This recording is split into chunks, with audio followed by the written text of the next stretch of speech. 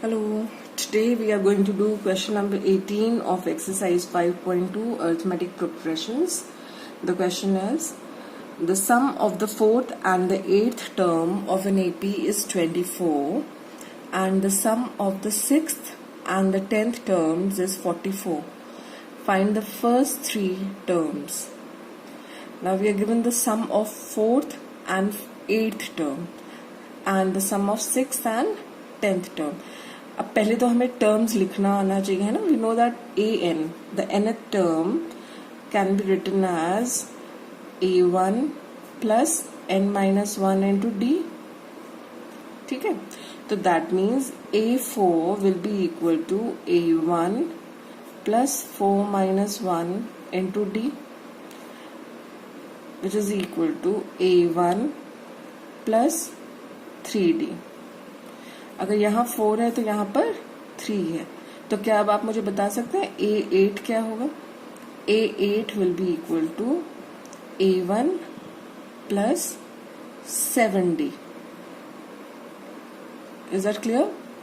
Now A4 plus A8, the sum of the fourth and eighth term, that means A4 plus A8 is equal to 24. Now A4 की value क्या है? A4 is A1 plus 3D and A8 क्या है? A1 plus 7D. So this is equal to 24. Now A1 plus A1 is 2A1 plus 3D plus 7D is 10D. So this is equal to 24. Can we take out 2 common? अगर हम 2 common ले लेते हैं तो हमारे पास यहाँ आता है A1 plus 5D is equal to 24.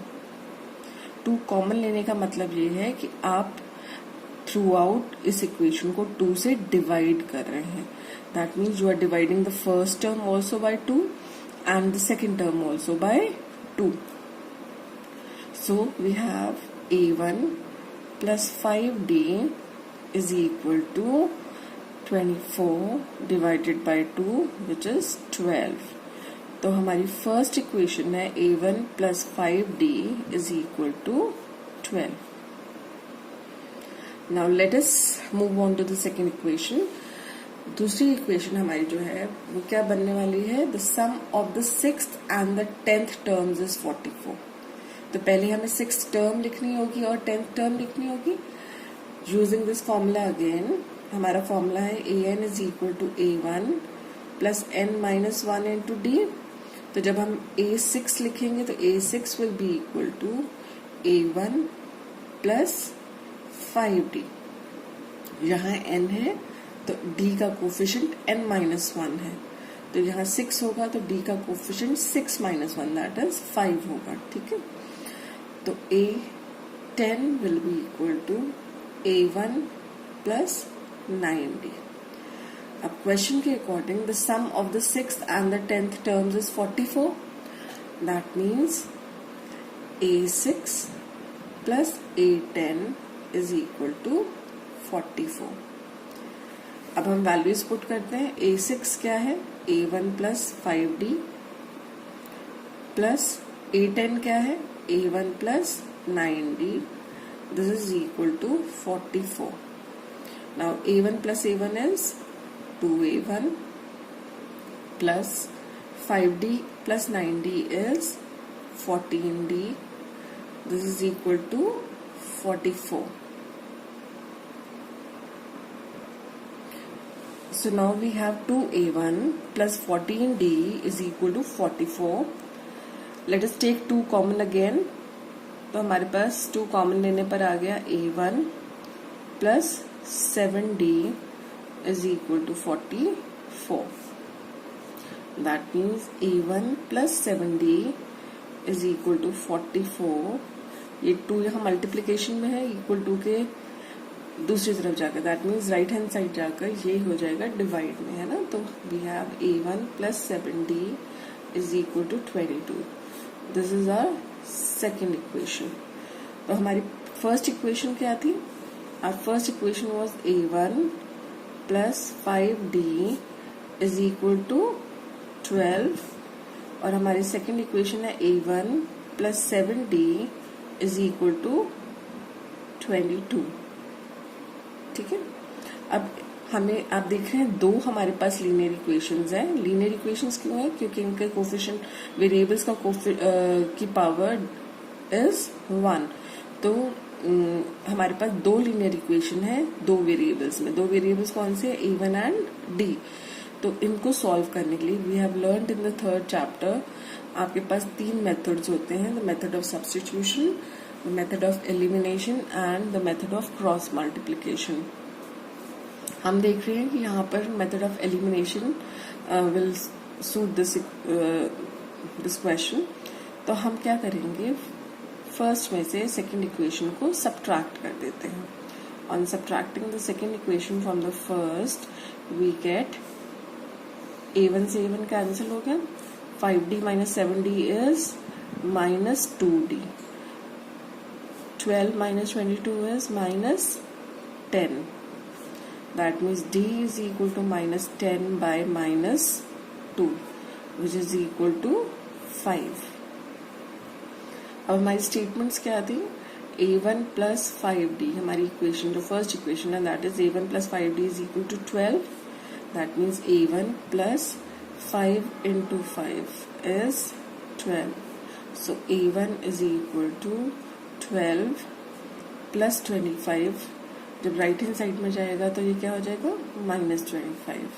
तो A1 is minus 12 minus 25 is minus 13। तो A1 है minus 13। Now can you find out A2? A2 होगा A1 प्लस D, 2 1, है ना? This is equal to minus 13 plus 5D की value 5 थी, तो this is equal to minus 8। A3 will be equal to A2 plus D। A2 कितना है हमारा? Minus 8 plus D, D is 5, so this is equal to minus 3. A4 will be equal to, आप या तो directly formula में जो हमने an का फॉर्मूला सीखा था वो उसमें भी अप्लाई कर सकते हैं, या आपको पता है कि the difference between consecutive terms is equal to the common difference, तो हम यहाँ पर A3 minus A2 is equal to D वाला फॉर्मूला हमने यहाँ अप्लाई किया, है ना? तो A4 can be written as A3 plus D which is equal to minus 3 plus 5 which is equal to 2. अगर आप ये फॉर्मूला यूज नहीं करते, हम यहाँ पे कौन सा फॉर्मूला यूज कर रहे हैं? A3 minus A2 is equal to D, A4 minus A3 is equal to D, है ना? The difference between the consecutive terms is equal to the common difference. ठीक है, अगर आप ये नहीं अप्लाई करते and if you simply use A3 is equal to A1 plus 2D, even then you'll get the same answer. This is equal to A1 हमारे कितना है? minus 13 plus 2 into D की वैल्यू कितनी है? 5. So this is equal to minus 13 plus 10 which is equal to minus 3. See, same आ रहा है। A3 is minus 3. So the next three terms are A1 is minus 30, therefore the AP is minus 13, minus 8, minus 3, 2 and so on. आगे की terms हम 5 add कर निकाल सकते हैं। Now the 19th question. The question is, Subba Rao started work in 1995 at an unusual salary of rupees 5,000 and received an increment of rupees 200 each year. In which year did his income reach rupees 7,000? अब question में हमें दिया हुआ है कि he starting is salary with ₹5,000, that means the first salary that he is getting is 5,000। तो A1 हमारा क्या है 5,000। अब हर साल उनको कितनी इंक्रीमेंट मिल रही है ₹200, that means the common difference will be 200, क्योंकि 200 का चेंज हर बार आ रहा है, हर साल कितने रुपीस का चेंज आ रहा है 200 का। So that change, that constant change is called the common difference. तो यहाँ पे आपका कॉमन डिफरेंस हो जाएगा ₹200। और हमें दिया हुआ है कि आपको ये पता लगाना है कि किस ईयर में उनकी जाकर सैलरी ₹7,000 हो जाएगी।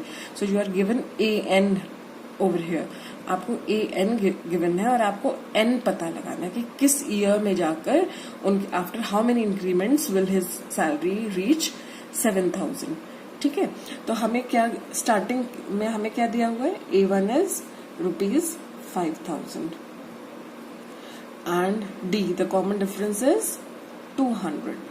Let us not write this here. Let A1 be 5,000 and D is equal to 200. अब हमें ये पता लगाना है कि in which year will his salary be ₹7,000. तो AN is given to us. AN is 7,000. अब AN का फॉर्मूला अगर हम अप्लाई करें तो हमें पता है AN is equal to A1 plus N-1 into D. That means this is equal to 7,000. अब A1 कितना है 5,000 plus N-1, D is 200 is equal to 7,000. That means N-1 into 200 is equal to 7,000 minus 5,000. So N-1 into 200 is equal to 2,000, or N-1 will be equal to 2,000 upon 200. So N-1 is equal to 10 और N is equal to 11. ठीक है, अब N is 11.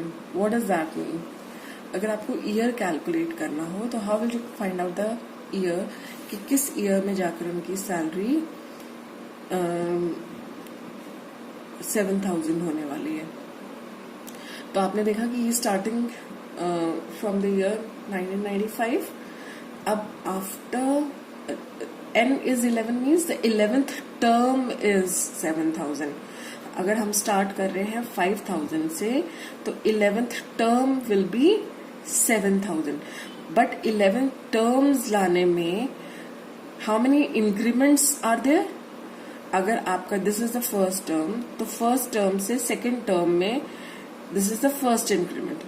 जब हमारी salary 5,000 से 5,200 होगी तो this will be the first increment from 5,200 to 5,400, this will be the second increment, है ना। ऐसे ही अगर हमारी this is the 11th term, तो how many increments are there?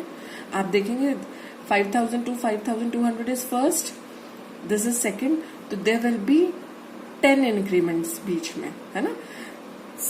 Second term पे फर्स्ट इंक्रीमेंट, थर्ड टर्म पे सेकेंड इंक्रीमेंट, इसी तरह से 11th टर्म पे 10th इंक्रीमेंट होगी। ठीक है, तो 10th इंक्रीमेंट मतलब after 10 years of job his salary will be 7,000।